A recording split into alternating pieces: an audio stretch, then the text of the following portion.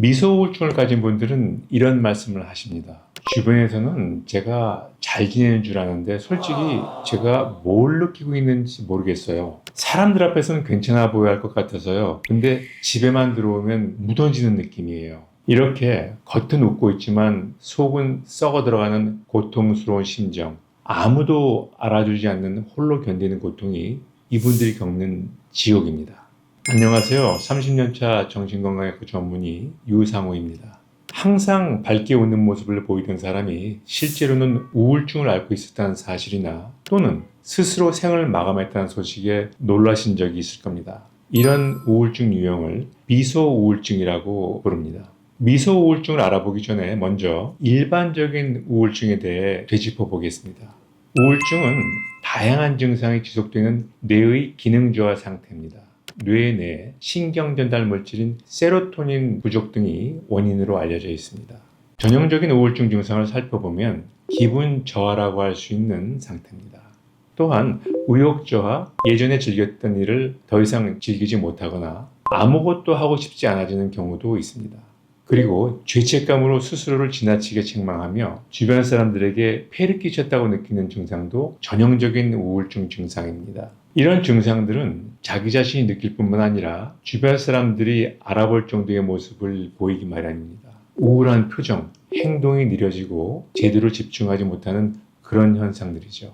한편 겉으로 보기에는 밝아 보이는 경우도 있습니다. 흔히 미소 우울증이라고 불리는 유형인데요. 가면을 쓰고 있는 것처럼 겉으로 드러나지 않는다고 해서 가면성 우울증, 스마일 마스크 증후군 등으로 불리기도 합니다. 특히 상당한 수준의 감정 노동을 해야 되는 서비스업 종사자들에게 흔합니다. 항상 밝은 모습을 보여야 되는 연예인, 세일즈맨, 성과 경쟁이 내몰린 직장인들 또한 겪기 쉬운 문제입니다. 내적으로는 우울증 증상을 겸하고 있지만 사람들 앞에서는 밝게 행동해야 하는 유형의 우울증입니다. 그래서 겉으로 보기엔 우울증처럼 보이지 않습니다. 미소 우울증의 첫 번째 특징은 자신의 약함을 타인에게 드러내는 것을 꺼립니다. 자신이 이렇게 힘들어하고 있다는 사실이 남들에게 드러나는 것을 두려워하죠. 상대방으로부터 나약하다고 무시를 당하거나 또는 주변 사람들과의 관계가 깨질 것을 걱정하기 때문입니다. 다른 사람에게 피해를 끼치면 안 된다는 지나친 배려의식이 이런 특징을 만들어내기도 합니다. 미소 우울증의 두 번째 특징은 다른 사람들과 함께 있을 때는 밝아 보이지만 혼자 있을 때는 고갈 상태, 완전히 지친 상태가 됩니다. 겉으로 보이는 모습에 더 치중합니다. 행복하고 정상적으로 보이지만 마음속은 썩어 있는 상태죠. 자신의 상태를 무시하고 다른 사람에게 지나치게 맞추는 상태가 됩니다. 결과적으로 내적인 고통과 사람들 앞에서 밝은 상태 사이에 큰 괴리가 발생합니다. 이로 인해서 오히려 스트레스가 강해지고 에너지가 고갈될 위험이 높아집니다. 미소 우울증의 세 번째 특징은 자신이 행복하고 완벽한 삶을 살고 있다는 것을 소셜미디어를 통해서 드러내고자 하는 경우가 있습니다. 모든 경우가 그렇진 않지만 많은 분들이 이런 행동을 보이게 되는데요. 자신의 실제 삶은 그렇지 않지만 겉으로 행복해 보이고 웃고 있는 사진을 올립니다. 이런 행동은 잠시 동안은 만족스러울 수 있지만 결국에는 우울 증상을 악화시키는 패턴으로 진행이 됩니다. 미소 우울증이 일반적인 우울증보다 더 위험한 이유가 있습니다. 음식물을 예를 들어 볼게요.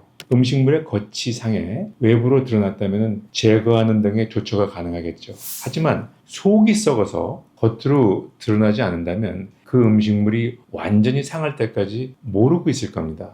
이처럼 미소 우울증은 제때 제대로 된 치료를 받기 어렵습니다. 겉으로 건강하게 보이기 때문에 우울증이라는 전형적인 이미지와 다르게 느껴집니다.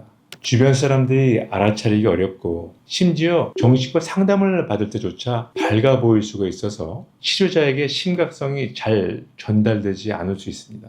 또한 미소 우울증을 가진 사람들은 가까운 사람들, 심지어는 가족들에게조차 도움을 잘 요청하지 않습니다. 자신이 힘들어하고 있다는 사실이 남들에게 드러나는 것을 두려워하기 때문입니다. 고통을 외부에 드러내지 않으려고 하고 그런 행동에 죄책감을 느끼기 때문입니다.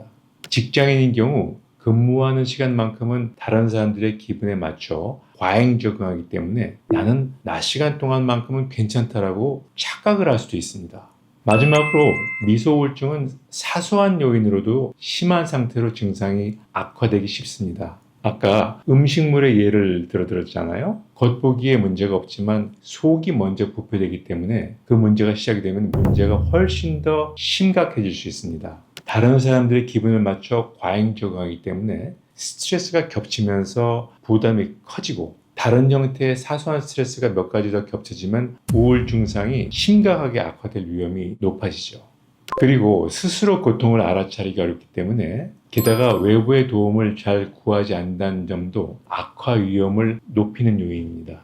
그렇다면 만약 내가 미소우울증이 아닐까라는 생각이 든다면 어떻게 해야 좋을지 말씀드려 보겠습니다. 첫째, 우선 자신이 어떤 상태인지 객관적으로 볼 수 있어야 합니다. 그러기 위해서는 다음과 같은 상태인지 먼저 점검을 해볼 필요성이 있습니다. 일할 때는 움직일 수 있지만 일이 끝나면 심하게 무기력해지는 경우, 일할 때는 밝게 행동하지만 일이 끝나고 혼자가 되면 심한 우울감을 느끼는 경우, 휴일만 되면 극도로 지치고 무기력해지는 경우, 여기에 해당된다면 자신을 남들에게 무조건 맞추려고 하는 과잉 적응 상태라는 의미고, 이런 걸 개선하기 위해서는 대책이 필요한 점을 알아야 됩니다. 둘째, 스스로 잘 돌보는 것이 중요합니다. 안타깝게도 미소우울증인 분들은 자기 자신의 안위보다 다른 사람의 시선을 더 중요하게 인식합니다. 이래서는 안 됩니다. 우선 잘 먹고 잘 자야죠. 그리고 집에 오면 아무리 누워 있고 싶어도 몸을 움직여야 됩니다. 가벼운 운동과 햇볕도 꼭 필요합니다. 셋째, 자신의 상처를 주변에 알리고 업무 부담을 경감시킬 수 있는 그런 가능한 대책을 의논해야 됩니다. 서비스 직종의 경우 부서 변경을 통해서 대인 부담을 줄이는 것도 한 방법일 수 있습니다. 또한 우울증을 치료하기 위해서 전문가의 도움이 필요하다는 것도 아셔야 합니다.